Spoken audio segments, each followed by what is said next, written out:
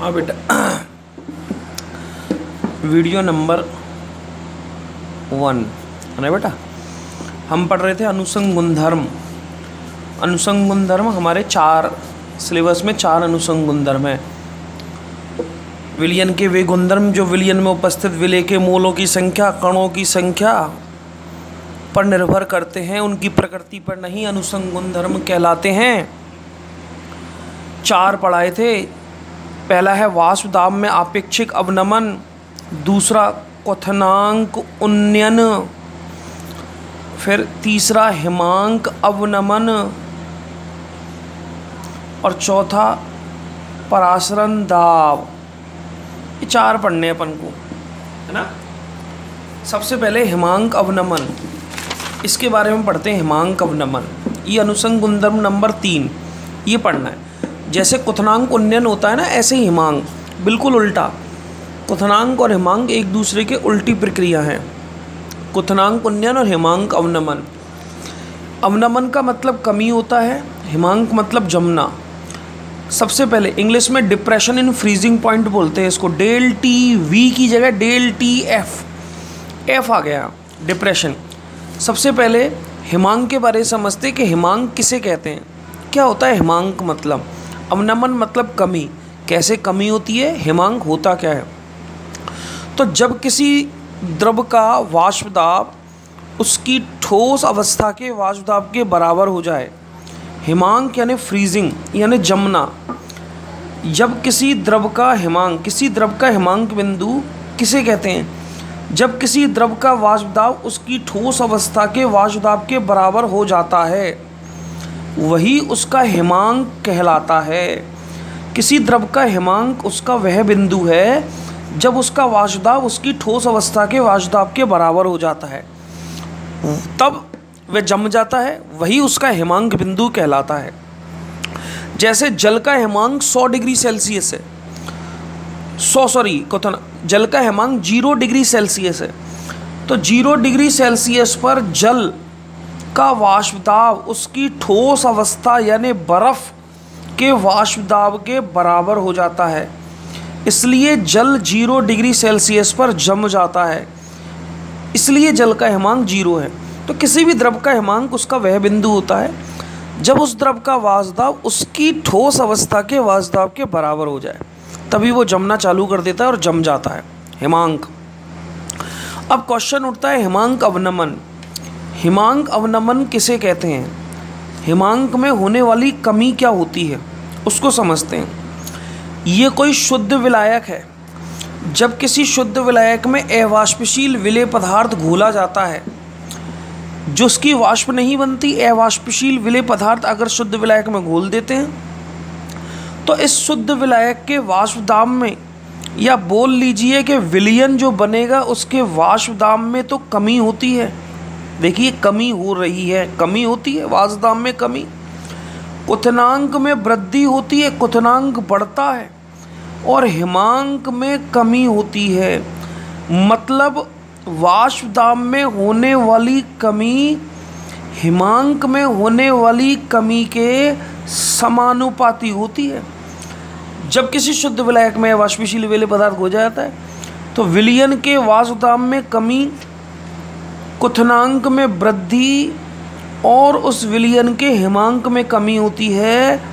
मतलब कि वाष्प दाब में होने वाली कमी ये पॉइंट, हिमांक में होने वाली कमी यानी ये पॉइंट के समानुपाती होती है। इसको कहते हैं वाष्प दाब अवनमन, इसको कहते हैं हिमांक अवनमन। यानी वाष्प दाब में होने वाली कमी हिमांक में होने वाली कमी के समानुपाती होती है। अब हमसे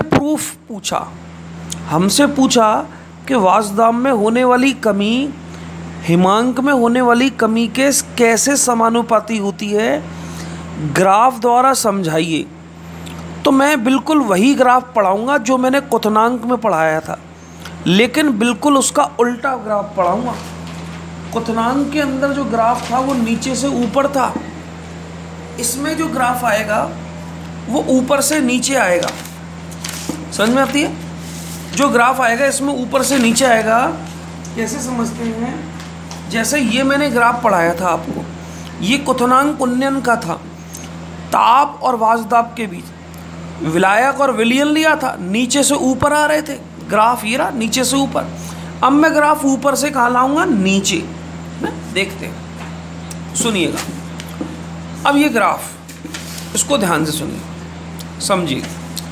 मुझे वाष्पदाब में होने वाली कमी हिमांक में होने वाली कमी के समानुपाती ग्राफ द्वारा समझाना है। मैं एक तो लूँगा शुद्ध विलायक, एक लूँगा विलयन फर्स्ट, जिसमें क्या घोल रखा है मैंने, अवाष्पशील विलेय पदार्थ। शुद्ध विलायक और विलयन फर्स्ट के बीच ग्राफ खींचूंगा।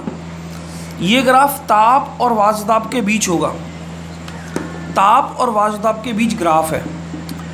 ये इधर वाष्पदाब है बेटा, इधर ताप है। ये ठोस विलायक है, ये लाइन खींच दी मैंने ठोस विलायक की, ठीक है, ये लाइन खींच दी ठोस विलायक की, यानी कि जब विलायक ठोस अवस्था में थे उस समय इसका वाष्पदाब है ये लाइन। अब स्टार्ट करा, सबसे पहले शुद्ध विलायक लिया, टेम्परेचर कम होता गया, कम होता गया, कम होता गया, वाष्पदाब में कमी आती गई, आती गई, आती गई, आती गई, आती गई, आती गई, आती गई, आती गई, आती गई, आती गई, आती गई, आती गई। एक अवस्था ऐसी आई जब शुद्ध विलायक का वाष्पदाब घटते घटते घटते घटते उसकी ठोस अवस्था के वाष्पदाब के बराबर हो गया। और जब किसी द्रव का या विलायक का वाष्पदाब उसकी ठोस अवस्था के वाष्पदाब के बराबर हो जाता है, वही उस विलयन का या उस विलायक का या द्रव का हिमांक बिंदु कहलाता है। तो इसके संदर्भ में dot dot dot dot dot dot, ये तो TF आया और इसके संदर्भ में ये P0 आया। मतलब TF और P0, जहाँ P0 शुद्ध विलायक का वाष्पदाब है, P0 शुद्ध विलायक का वाष्पदाब, और इसके संदर्भ में जो TF आया वो शुद्ध विलायक का हिमांक बिंदु जब शुद्ध विलायक जमता है, ठीक है। अब विलयन फर्स्ट लिया, टेम्परेचर कम होता गया, कम होता गया, ताप घटता जा रहा है, ग्राफ ऊपर से नीचे आता जा रहा है, वाष्पदाब में कमी होती जा रही है क्योंकि इधर वाष्पदाब बढ़ रहा है, ऊपर से नीचे घट रहा है, क्योंकि ताप कम कर रहा हूँ तो वाष्पदाब घटेगा, घटता गया, घटता गया, घटता गया, घटता गया, घटता गया। और एक अवस्था ऐसी आई जब विलयन फर्स्ट का वाष्पदाब शुद्ध विलायक के वाष्पदाब से कम हो गया बेटा। ये देखिए, ये पॉइंट इससे गिर गया नीचे, कमी आ गई। तो शुद्ध विलायक का वाष्पदाब अधिक है, विलयन का वाष्पदाब कम है, ग्राफ नीचे आ गया। अब विलयन अपने वाष्पदाब को ठोस अवस्था के वाष्पदाब के बराबर करना चाहता है, तो उसको यहाँ से लेकर यहाँ तक ताप में कमी करनी पड़ेगी, तब जाके इस विलयन फर्स्ट का वाष्पदाब, जिसमें अवाष्पशील विलेय पदार्थ घोल रखा है, इस ठोस विलायक के बराबर होगा। तो इसके संदर्भ में ये आया T1 और इसके संदर्भ में ये आया P1। तो ये देखो, इसके संदर्भ में आ गए दोनों T1 P1, जहाँ T1 विलयन फर्स्ट का हिमांक बिंदु है और P1 विलयन फर्स्ट का वाष्पदाब है। ये विलयन फर्स्ट का वाष्पदाब, ये विलयन फर्स्ट का हिमांक बिंदु। आपने देखा वाष्पदाब में कमी आई है, P0 से P1 आया है, वाष्पदाब घटा है, तो हिमांक में भी कमी आई है, TF से T1 आया है। तो मतलब वाष्पदाब में होने वाली कमी हिमांक में होने वाली कमी के समानुपाती होती है। जैसे जैसे वाष्पदाब घटता जाएगा विलयन का हिमांक भी घटता जाएगा। तो ये प्रूफ हो गया कि वाष्पदाब में होने वाली कमी हिमांक में होने वाली कमी के समानुपाती होती है। अगर मुझे TF का मान निकालना है कि TF की वैल्यू कैसे निकलेगी, तो ज़्यादा में से कम घटाऊंगा, वाष्पदाब में होने वाला अवनमन कितनी कमी आई, हिमांक के अंदर कितनी कमी आई, उसको TF माइनस T1 से घटा दूंगा। TF शुद्ध विलायक का हिमांक बिंदु, T1 विलयन का हिमांक बिंदु। तो शुद्ध विलायक में से विलयन घटाकर मैं डेल TF की वैल्यू ज्ञात कर लूँगा। आती है बात समझ में आपको?